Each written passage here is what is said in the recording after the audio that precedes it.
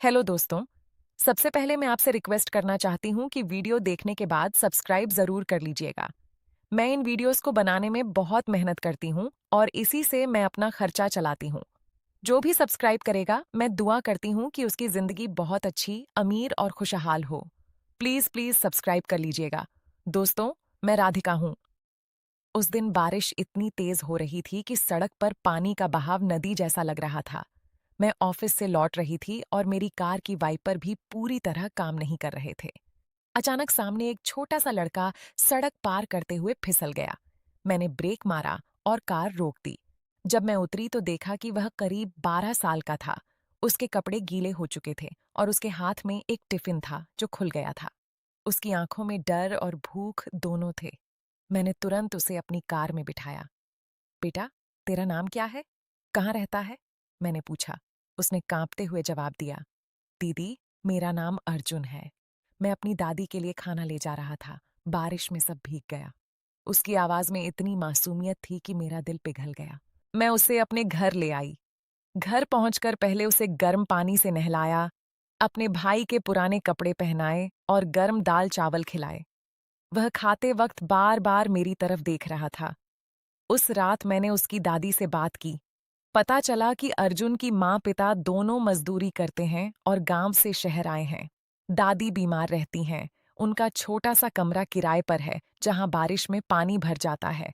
मैंने सोचा एक रात तो रहने दो, लेकिन एक रात 2 रात हो गई और धीरे धीरे अर्जुन मेरे घर का हिस्सा बन गया।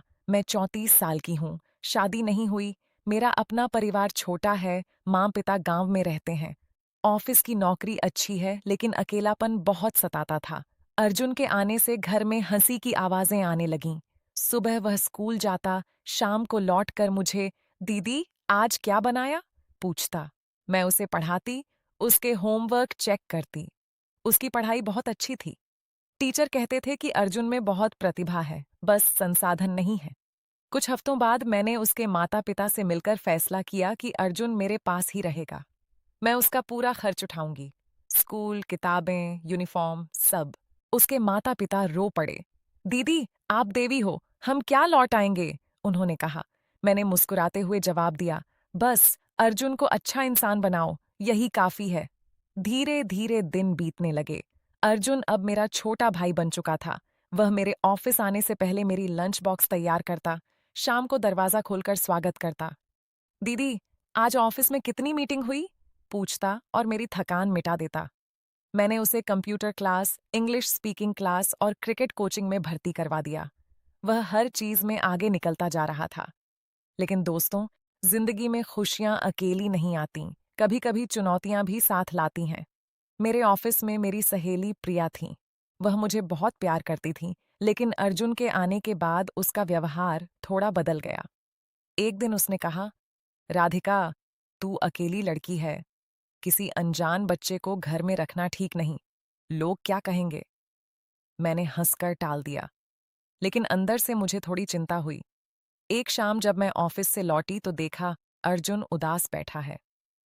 क्या हुआ बेटा? मैंने पूछा। उसने बताया कि स्कूल में उसके कुछ साथी उसे अनाथ कहकर चिढ़ाते हैं। दीदी, मैं सच में अनाथ हूं क्या? मेरे मम्मी पापा हैं फिर भी। उसकी आंखों में आंसू थे।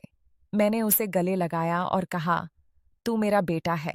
दुनिया जो कहे कहे, हमें फर्क नहीं पड़ता। उस रात मैंने उसे कहानी सुनाई, एक राजकुमार की जो गरीब था लेकिन मेहनत से बादशाह बना। अर्जुन सो गया तो मैं सोचती रही कि यह बच्चा कितना संवेदनशील है। अगले कुछ महीनों में अर्जुन ने स्कूल में पहला स्थान हासिल किया। प्रिंसिपल ने मुझे बुलाकर कहा, राधिका जी, यह बच्चा शहर के टॉप स्कूलों में दाखिला पा सकता है। मैं खुश हुई, लेकिन खर्चा बहुत था। मेरी सैलरी अच्छी थी, लेकिन इतना सब संभालना आसान नहीं था। मैंने अपनी पुरानी गाड़ी बेच दी और छोटी कार ले ली। कुछ गहने भी बेचे। माँ ने फोन पर कहा, बेटी, अपना भविष्य मत भूलना। लेकिन मैंने जवाब दिया, माँ, अर्जुन का भविष्य ही मेरा भविष्य है। एक दिन अचानक आफत आ गई। ऑफिस में बड़े बॉस ने मुझे बुलाया। कंपनी में कटौती हो रही थी और मेरी टीम में से 2 लोगों को जाना था। मैं सीनियर थी लेकिन प्रिया ने मेरा नाम सुझा दिया। राधिका अब घर संभाल रही है, उसका ध्यान भटक गया है। उसने कहा। मुझे झटका लगा। मैं रात भर सो नहीं पाई। अगर नौकरी चली गई तो अर्जुन का स्कूल, उसकी कोचिंग सब रुक जाएगा। अगली सुबह अर्जुन ने मुझे चाय दी। दीदी, आप परेशान लग रही हैं। मैंने सब बता दिया। उसने मेरे हाथ पकड़े और बोला, दीदी, आप चिंता मत करो। मैं स्कूल छोड़ दूंगा, मजदूरी कर लूंगा, आपकी मदद करूंगा। उसकी बात सुनकर मेरी आंखें भर आईं। 12 साल का बच्चा अपनी पढ़ाई छोड़ने को तैयार था सिर्फ मेरे लिए। मैंने उसे कसकर गले लगाया। नहीं बेटा, हम साथ लड़ेंगे। उस दिन मैं ऑफिस गई। मीटिंग में मैंने अपनी बात रखी। पिछले 3 साल में मैंने कंपनी को कितना प्रॉफिट दिया, कितने क्लाइंट लाए। मैंने कहा, अगर मुझे जाना है तो मैं चली जाऊंगी, लेकिन कंपनी को नुकसान मत होने दीजिए। मेरे बॉस प्रभावित हुए। उन्होंने फैसला बदला। प्रिया की जगह दूसरी लड़की गई। बाद में पता चला कि प्रिया जल रही थी क्योंकि मैंने अकेले इतना कुछ कर दिखाया था। घर लौटकर मैंने अर्जुन को गले लगाया। तुम्हारी हिम्मत ने मुझे बचाया बेटा। वह मुस्कुराया।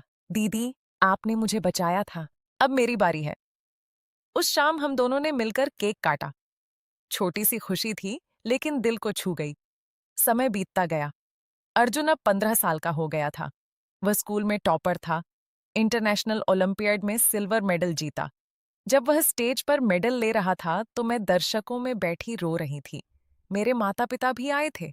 उन्होंने मुझे गले लगाकर कहा, बेटी, तूने जो किया वह कोई माँ भी नहीं कर सकती। लेकिन दोस्तों, कहानी यहाँ खत्म नहीं होती। एक बड़ा ट्विस्ट आने वाला था। अर्जुन के माता पिता गांव से वापस आ गए थे। उनके पास अब थोड़ा पैसा जमा हो गया था। वे अर्जुन को वापस ले जाना चाहते थे। दीदी, अब हम खुद संभाल लेंगे। आपने बहुत किया, उन्होंने कहा। अर्जुन चुप था। मैंने मुस्कुराते हुए कहा, जाओ बेटा, अपना परिवार संभालो। लेकिन अंदर से दिल टूट रहा था। अर्जुन ने मेरा हाथ पकड़ा। दीदी, मैं आपसे दूर नहीं रह सकता। आप मेरी असली माँ हो। उसके माता पिता भी रो पड़े। आखिरकार तय हुआ कि अर्जुन हफ्ते में 3 दिन उनके पास रहेगा और 4 दिन मेरे पास। वह दोनों परिवारों का हिस्सा था। फिर एक दिन अर्जुन ने मुझे सरप्राइज दिया। उसने अपनी पहली सैलरी का चेक मुझे दिया। वह अब कॉलेज में था और पार्ट टाइम जॉब करता था। दीदी, ये आपकी है। आपने जो गहने बेचे थे उन्हें वापस लाओ। मैं आंसू रोक नहीं पाई। दोस्तों, आज अर्जुन डॉक्टर बनने की तैयारी कर रहा है। वह कहता है, दीदी, मैं गरीब बच्चों का इलाज मुफ्त करूंगा। मैं देखती हूं तो लगता है कि भगवान ने मुझे एक फरिश्ता भेजा था। जिंदगी में कई बार हम सोचते हैं कि मदद करना बोझ है, लेकिन असल में मदद करना हमें इतना कुछ देता है जितना हम कभी सोच भी नहीं सकते। अर्जुन ने मुझे सिखाया कि सच्ची ममता खून से नहीं, प्यार से होती है। प्रिया की जलन ने मुझे सिखाया कि दूसरों की खुशी देखकर जलना कभी सुख नहीं देता। अगर आप किसी बच्चे की मदद कर सकते हो, किसी गरीब की पढ़ाई संभाल सकते हो, तो जरूर कीजिए। एक छोटा सा बीज आज बोओगे तो कल बड़ा पेड़ बनेगा, जो न सिर्फ आपको छांव देगा बल्कि पूरी दुनिया को फल देगा। कभी कभी हम अपने अकेलेपन में डूब जाते हैं, लेकिन जब हम दूसरों के लिए कुछ करते हैं तो हमारा अपना दर्द भी कम हो जाता है। राधिका अकेली थी, लेकिन अर्जुन ने उसे पूरा परिवार दे दिया। दोस्तों, आज की कहानी आपको कैसी लगी? अगर पसंद आई हो तो लाइक जरूर कीजिएगा। कमेंट में बताइए कि आपने कभी किसी बच्चे की मदद की है या नहीं। और हाँ, सब्सक्राइब करना मत भूलिएगा। आपकी एक सब्सक्रिप्शन मेरी मेहनत को और आगे बढ़ाएगी। अब अंत में एक बात याद रखिए, जो देता है वही पाता है। संतोष रखिए, मदद कीजिए और कभी किसी की खुशी पर जलन मत कीजिए, क्योंकि भगवान सब देखते हैं और सच्चे दिल को जरूर फल देते हैं। मिलते हैं अगली कहानी में। अपना और अपने परिवार का ख्याल रखिए। जय हिंद, जय भारत। कहानी शब्द संख्या लगभग 1850।